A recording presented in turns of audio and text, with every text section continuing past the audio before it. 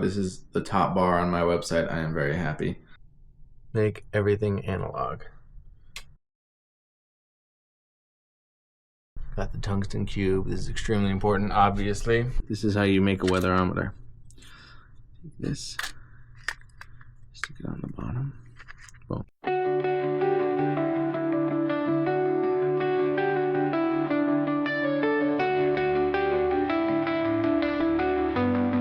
The problem I'm facing is that this surface is glass, so when I try to light it up, I need to have the lights on it without reflecting the glare.